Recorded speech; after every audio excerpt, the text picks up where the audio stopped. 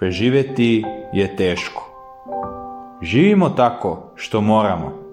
Niko ne bi želeo na ovaj način da živi. Preživjeti je teško. Za takvu situaciju nismo mi krivi. Došlo vrijeme, odvajamo se od drugih. Ostajemo na kraju sami. Nismo više prisutni u galami. Preživjeti je teško.